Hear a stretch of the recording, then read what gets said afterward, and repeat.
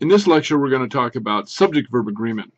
And I'll explain in a moment what it is, and we'll be going through this, and you'll start to see what it is that we mean by this. But first, let me say this is very important. This is a very important area of writing and of speech, too.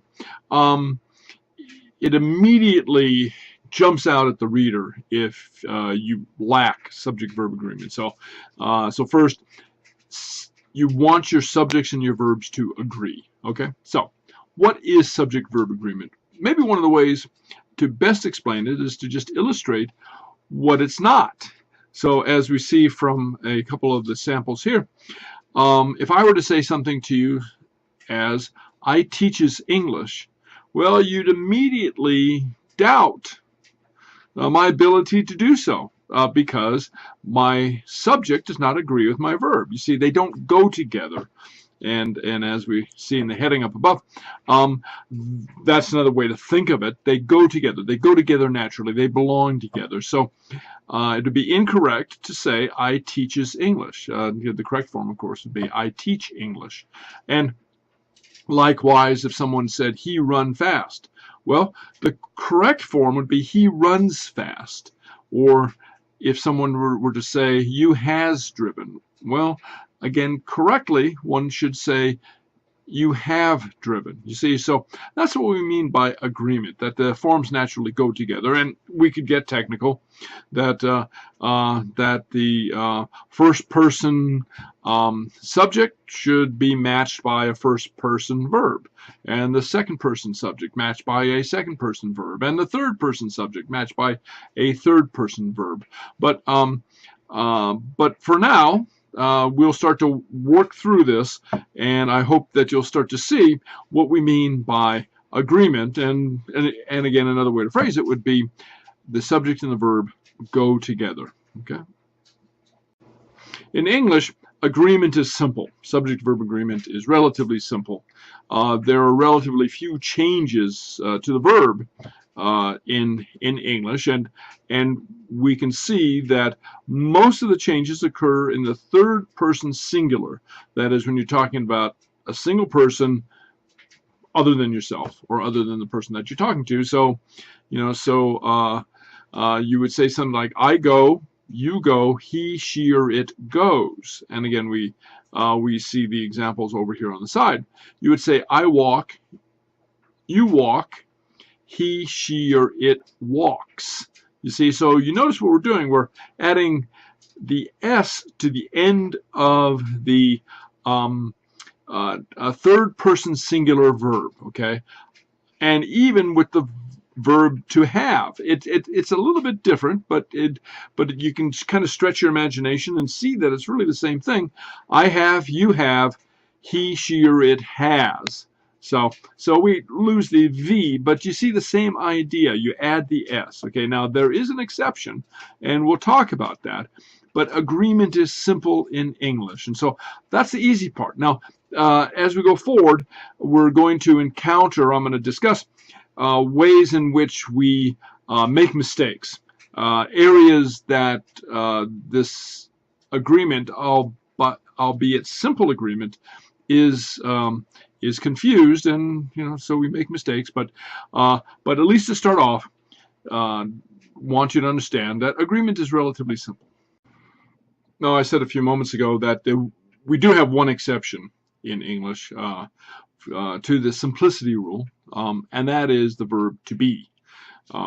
So we see here in the chart to the side here the different forms that the verb takes. So I would say I am, you are, he, she, or it is. See, so we have three changes right there. And then, of course, in the plural, the verb takes the form are, we are, you are, they are. Similarly, in the past tense, we have a couple changes that we need to be aware of. I was, you were, he, she, it was, and then were is used in all the forms of the plural. We were, you were, they were. So this is the exception to the simplicity rule, the rule, I guess, that has it that in the present tense, at least, there's only one change, and that is for the third person singular. She walks. something like that. Okay, so anyway, so this is the exception, and we need to pay attention to it. And as we go forward, as I said, we are going to be taking a look at the places where we make mistakes in spite of the simplicity of agreement in English. We do not have a problem with agreement in the past tense. There is no changing of the verbs. There's no conjugation of the verbs into different forms, no matter who we're referring to is doing the action. So, for instance, the example that we have here, and you should be used to my going like this by now. Okay. I walked, you walked, he walked, we walked, you walked, they walked. So you notice, and this of course is the regular verb to walk, but there's no changing, and no matter what the form of the verb, whether it's a regular or irregular verb, and we should be familiar with that, what that means now, what those terms mean, there is no changing the verb in the past tense. So we can be thankful for that small benefit. And we're going to go forward and we're going to launch into where the difficulties arrive. So where is the problem with subject-verb agreement? It all seems to be very simple. The answer is it's not in simple constructions. Nobody writes I goes or he are or other types of mislocutions like this. The problems arise in more complicated constructions. And we're going to see that as we go forward, and there's several, and I'm going to take you through, I'm going to walk you through one by one what those more complicated constructions are, where we make mistakes, and also take a look at how to avoid those mistakes in our writing. Okay, so the first instance that I'm going to discuss is what might be called a hidden subject. And we have this type of phenomenon when words appear between the subject and the verb and might confuse us as to what the subject is, or might confuse the ear. So we have an example here. The incorrect form would be the woman baking cookies appear happy. Okay? So I don't know if you picked up on what's happening there, but you'll see that the subject is not cookies but woman, but that's what the verb agrees with. You see, the verb is made to agree incorrectly with cookies. Cookies appear happy. And so it might be that our ear picks up the S, cookies, he picks up the plural, and then we kind of automatically, maybe without thinking, make the verb agree with cookies. But that is incorrect. And you see in the diagram with the arrow going from woman to appears, that is the subject-verb relationship, and it's woman that appears, the verb appear should agree with. The woman appears. Now, one way to correct against this type of error is what's called the drop test. I'm going to come back to the drop test, and what this means is the drop test, you drop out, or in this case, you cross out the words that intervene between the subject and the verb. So try it. You see, you can go, the woman appears happy. You see, baking cookies is not part of the subject. That's a phrase that that modifies woman. Which woman it is it? Well, it's a woman who is baking cookies, right? But that phrase baking cookies is not part of the subject and has no effect on the verb. Okay, so that's the first area of error in misagreement between or disagreement between subject and predicate. The next area of mistaken agreement is in phrases that look like they're part of the subject but aren't. That is, phrases that look like they might be actually forming a plural, but they don't really. And these are phrases something like along with. So we see the example here. The coach, along with all the players, are celebrating the team's victory. So what would be correct? The coach, along with all the players, are celebrating the team's victory, or the coach, along with all the players, is celebrating the team's victory. Well, the key is that that phrase, along with, does not add to the subject. So it's the coach who is celebrating the team's victory. He happens to be doing it with all the players, but the subject-verb relationship is between the coach and the verb. The coach is. One of the areas of confusion is not only does it confuse the ear, it might confuse the ear, so we hear players are celebrating. But then logically as well, we are talking about the coach and the players. And in fact, if we said the coach and the players, the correct verb would be are celebrating. But this is a special case. The along with form, and there's a few other words that fall into this category, does not add to the subject. And so again, we can do the drop test. And we see the illustration here where we do the drop test, and perhaps you can see clearly what it is that I'm talking about. The subject-verb relationship is between the coach is celebrating the team's victory. And that's what we have to remember, that this along with is not a conjunction such as and. It doesn't add to the subject. It doesn't create a plural subject. The subject remains, in this case, singular. To continue from the previous slide, and just speak a moment longer about the along with construction, we'll see that there's a few other types of phrases like this that act in the same way. And along with, aside from, as well as, and many others that you can see in the text. But these types of construction, again, do not add to the subject. So we have another example. The teacher along with the students is late. So you notice the teacher is late. Do the drop test. The teacher is late. However, if we had said the teacher and the students are late, we would say are late. They are late. You see? But in the first instance, in the first example, it's the teacher who is late. You know, maybe another way to see it would be we could put that phrase along with the students first. Along with the students, comma, the teacher is late. Maybe you can see it a little bit more clearly if we do it that way. But anyway, just remember, these types of constructions do not add to the subject. This is a form that causes a lot of problems. And again, because of some of the reasons that I've said before, the ear is fooled. There are intervening words between the subject and the predicate. But I'll test you. Which do you think is correct? One of your problems is too many meetings on your schedule, or one of your problems are too many meetings on your schedule? What sounds correct to you?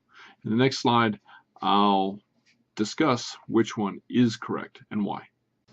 To begin to answer the quiz, one of the problems is, okay, because remember, in this type of formation, a very simple way to think of it is nothing behind the of is ever the subject. Okay, so the subject is, in this case, one. So we can see from the illustration to the side that one of the billions of stars in the sky is Andromeda. And you can do the drop test. One is Andromeda. Okay. One of the issues we will discuss is global warming. Again, do the drop test. You cross off one of the issues we will discuss. Okay. So whatever is in front of the of is the subject. Okay, the of is a prepositional phrase. The of builds a prepositional phrase, and that is never the subject. And you can test this yourself. Could you say of the billions of stars in the sky is Andromeda? That wouldn't make much sense, would it? It's one of the billions of stars in the sky. Now, of course, you can also say two of your problems are, and we're going to get to that in the next slide, in which case the subject would be two. Okay, but in this case, this is the case that causes us the most problems. One of, the subject is one. And if you just remember that one rule, maybe that's what we should call it, the one rule. Okay, but just remember that, and you can always test it with the drop test. To follow along with what we have been talking about, the of construction, the one of, or in this case, we're going to look at two of and three of, and etc. But remember, none of the words behind the of affects the subject-verb relationship. So that's very important, a general rule to remember. So, so we have some examples here. Two of the items on the agenda are global warming and the menu for the conference. Or would you rather have two of the items on the agenda is global warming and the menu for the conference? Well, if you remember the rule, nothing behind the of ever affects the subject-verb relationship, we can do the drop test, and you'll see that the correct form would be to are global warming and the menu for the conference. You see, so to are. Okay, one is, two are. Okay, so it's kind of the extension of what we've been talking about, you know, the of construction, the prepositional phrase, except instead of having a one of a type of construction, we have a to of, and so on and so forth. Okay, so always remember this. Nothing behind the of in this type of construction ever affects the subject-verb relationship. Next, we'll go on to what's called the expletive construction, and this is the construction that starts with there is, there are, it is, those types of phrases. One of the things to keep in mind is that the there or the it is, in this type of construction, is not the subject of the sentence. So the verb is not agreeing with the there or the it. As we see over here, there is a reason to be concerned. There are reasons to be concerned. It is a wild horse. The there or the it in these cases is not the subject of the sentence. The subject of the sentence would be what follows the verb. That's why we say there is a reason to be concerned. Okay, there are reasons. Reasons are. Okay, so you see what I'm saying? The verb agrees with, in this case, the noun that follows. It is a wild horse. Okay, so the wild horse or the horse would be the subject of the sentence, and that's what the verb agrees with. This is the expletive construction. I'll just explain a moment longer about the expletive construction, why it is that that the noun is following the verb. In English, it is not possible to say something like is a reason to be concerned, is a wild horse. Okay, English requires there to be a subject, or if there's not a subject, in this case, in this expletive construction, at the beginning of the noun subject phrasing, English requires there to be a kind of a dummy subject. So that's why we have the there is construction. So remember, the there is, the it is, the there are, that's not the subject of the sentence. And as a matter of fact, if we put the phrase into normal order, what we call normal order, that is subject verb order, instead of saying there are reasons to be concerned, you could say reasons are there to be concerned. So you see how that worked. Or a reason is there to be concerned. So if you put it into, what might be normal order, considered normal order, even though it might sound a little funny, but just for demonstration purposes, we put it into that order. You see how the verb changes because of the changing from, in this case, the noun reason to reasons. Reason is, reasons are. So I hope that makes this clear. And so that's why we have what's called this expletive construction. You must remember that uncountable nouns are always singular. So we have some examples over here. The water is cold. Milk tastes good with cookies. The air pollution is heavy today. See, all of those are uncountables, and so they're singular. And this is not to be confused with saying something like, I'd like 3 waters, please. You're in a restaurant, and how many waters do you want? How many people are going to be at the table? I'd like 3 waters, please. You're not really saying 3 waters. You're really saying 3 glasses of water. It's not the waters that are plural. It's the containers that the waters are in.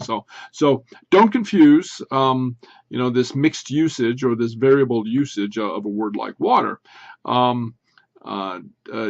you would not be able to say the waters are cold. Well, you could, but then you'd be referring to perhaps the waters around Antarctica and the waters around the Arctic Circle. You see two different bodies of waters. Okay, so anyway, so just remember, generally speaking, uncountable nouns are singular. Another place that we might make a mistake is when, for dramatic effect, we might invert, that is, change around the normal word order between the subject and the predicate, the noun and the verb. So we have an example here. Would you say, out of the darkening sky were swarming the alien spaceships, or out of the darkening sky was swarming the alien spaceships? Well, remember that if you have a construction like this, and sometimes you might do that for an effect, for a dramatic effect. Just imagine a movie in which you have a picture of the sky, the cloud-covered sky, and all of a sudden the alien spaceships swarm out of the clouds. And so you're kind of building that kind of visual image through the use of words. And so, so that might be an instance in which you would use this inverted word order. But if you put it into normal order, normal subject-verb order, you would say something like the alien spaceships were swarming out of the darkening sky. So you can see that the subject is ships and the verb is were. And the verb to be is properly conjugated as were. So just keep in mind that if you have this type of inverted word order, you have to be careful to, in this case, not make the verb agree with sky, the singular sky, but with the proper subject of the sentence, which in this case would be ships. Another place for potential confusion is there are a number of words that look like they're plural, but they're not. And they look like they're plural because, well, they sound plural, they end with an S. And so words like gymnastics or economics or General Motors. So, but these are singular. So it's the sport of gymnastics. So gymnastics is an exciting sport, not gymnastics are an exciting sport. Or economics is a difficult subject, not economics are. And General Motors is reporting increased earnings, not General Motors are. You see, because it's a single company. In the case of General Motors, it's not many companies, even though it takes an S ending. So just be aware that there are a few words that look like they're plural, but they're not, and so you use the singular verb to agree with them. Sometimes you have titles of films or books that again look like they're plural, but because you're regarding it as a title, the title itself is, right there I used the singular verb is regarded as a singular. So we have a few examples over here, a couple of examples. 300 is a film about the Battle of Thermopylae. 300 is, because I'm referring to it as a title. But if I said that 300 Spartans are defending their homeland against the Persian invaders, I'm referring to it as a number. So just be aware whether you're referring to the title or a number. And another example is 101 Dalmatians is a very funny Walt Disney movie. You see, 101 Dalmatians. I'm not referring to a bunch of dogs in the plural. I'm referring to a singular title. But if I were to say 101 Dalmatians are tearing up my front lawn, there I'd be using the plural because I'm not referring to a title. I'm not referring to the movie or the book that is tearing up my front lawn, but an actual 101 spotted dogs are on my front lawn and they're tearing it up. Okay, so just remember, when you have a title, it is referred to in the singular, and not to confuse it with the plural form, even if it looks like it's plural. Collective nouns are most often singular. So these are group nouns. These are nouns that refer to a group. And there's an exception to this, or actually a big exception. Maybe the whole thing's an exception, or there are alternate ways of doing it. But let's just talk about first if collective nouns are singular. So in American English, collective nouns are singular. So you would say the company is releasing its year-end earnings. The team is in last place for the second season in a row. General Motors is announcing a rise in profits. The audience appreciates an entertaining speaker. So you see, so in this case, the collective nouns are all regarded as singular. In the next slide, I'll talk about an alternative way of looking at that. Okay, so, but in American English, we most often regard the collective noun as being a singular body, a single group, and we refer to it in the singular. So it takes a singular verb.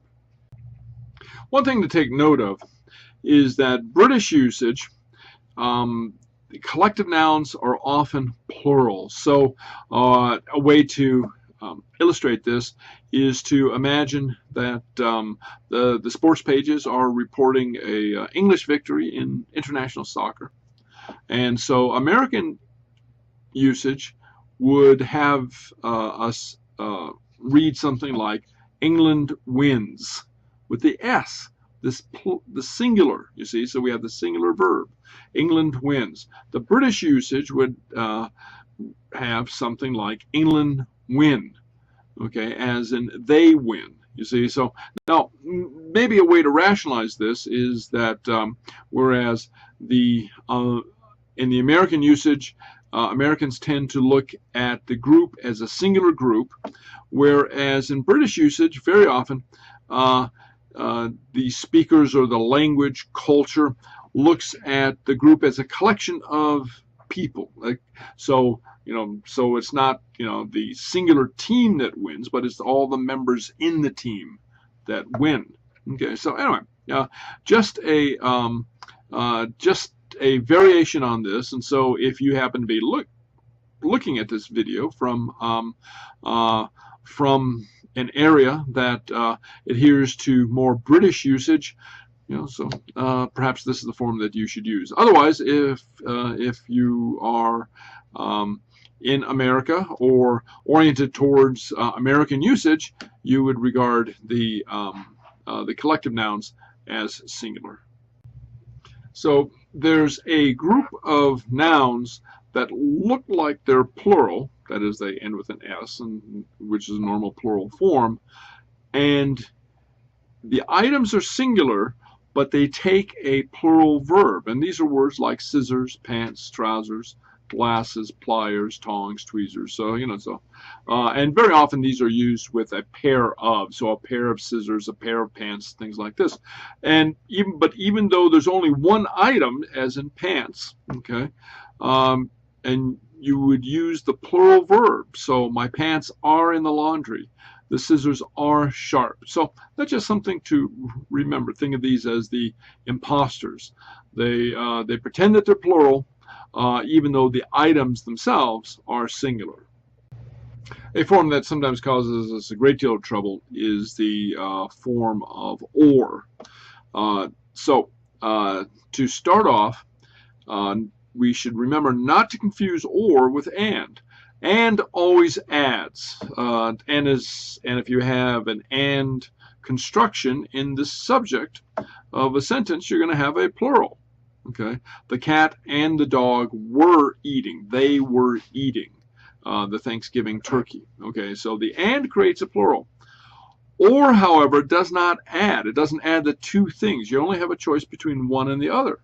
So it would be correct to say the dog or the cat was eating the turkey. They weren't both eating the turkey. One or the other, that is, only one, was eating the turkey. Okay, so I'm going to talk a little bit about this as we go forward in the next couple slides, but remember, we have a special problem with the word or, because you have a choice between one or the other, not both. The rule to remember in the formation of the or subject phrase is that the nearest possible subject, that is the nearest possible noun, rules the verb. Okay, so that's where we get the subject-verb agreement. So take a look at the example that I have here. The students or the teacher was late, or would we say the the students or the teacher were late. Okay, so remember, it's not and. It's not the students and the teacher were late. Okay, so all of them together were late. Only one group or the other. You know, either the students were late or the teacher was late. And that last phrasing that I have there gives us a clue as to what it is that it forms the subject-verb relationship, the subject-predicate relationship. See, so it's the students or the teacher was late, because teacher is the nearest possible subject for the verb. And you see that I've printed in red, I've highlighted in red the subject-verb relationship. But if we rephrased it and we said the teacher or the students, we would say were late. They were late. The students were late. You see, so again, I've highlighted in red what the subject-verb relationship would be. Something to remember is that words such as each and everyone, anyone, anybody, these are always singular.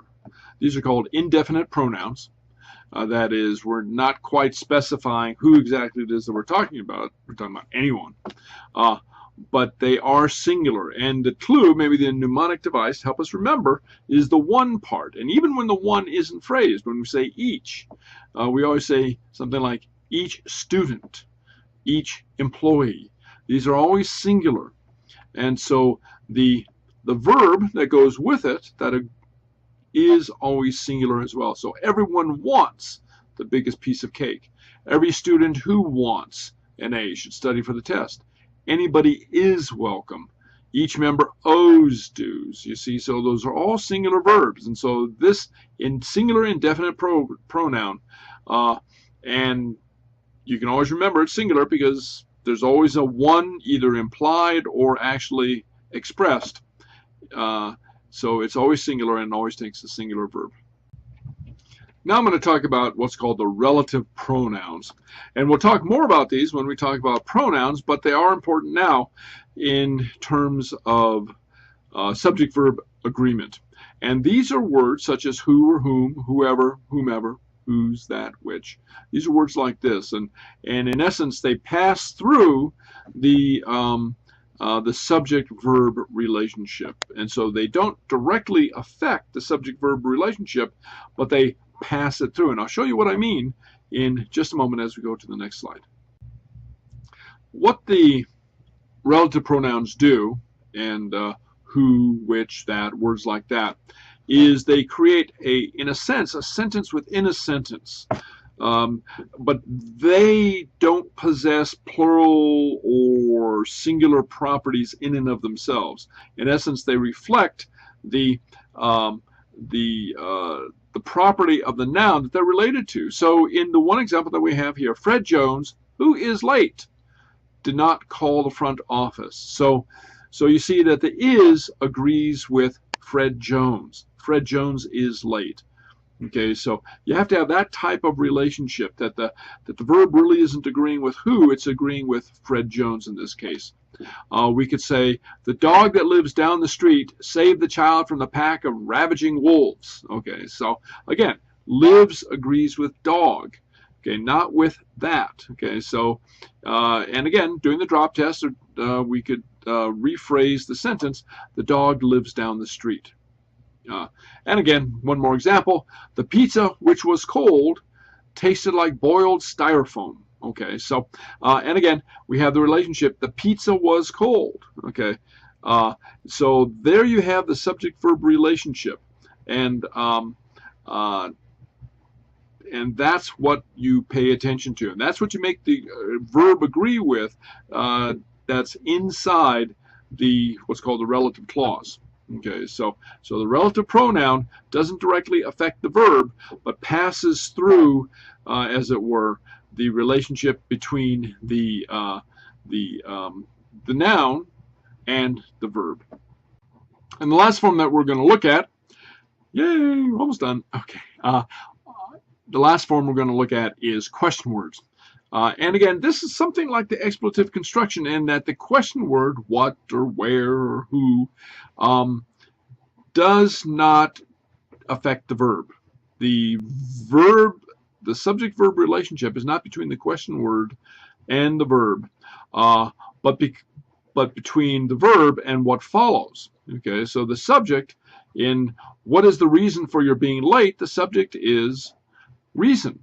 Okay, the reason is, we could rephrase it. Okay, what are the reasons that people smoke? So you notice when we change the plural form, or change the the number form of the subject from singular to plural, the verb changes. Okay, so and again, we could rephrase it, the reasons are. So I hope you start to see that type of relationship. Where is my car? My car is where, you see, so that would be a possible way to phrase it. Or where are my keys? And keys is plural, so the verb that follows it has to be plural. So remember, question words do not directly affect the verb. They have no part in the subject-verb relationship, but the subject is what, in the question form, what follows the verb, not what precedes it. So we've come to the end of this lesson at long last. So remember, subject-verb agreement is very important, and even though it's simple on the surface, and in simple constructions, it is simple. It's easy to follow. There are a lot of constructions that can confuse us, and we have to be aware of them. And I've tried to give you some of the tools that we can employ to help us maintain this proper subject-verb agreement. And again, I'll remind you that there is the text attached to this lesson, and there is the check your knowledge exercises that follow, that you'll be able to see if you truly do understand, as I hope you do at this point, the intricacies of this very important form in English grammar.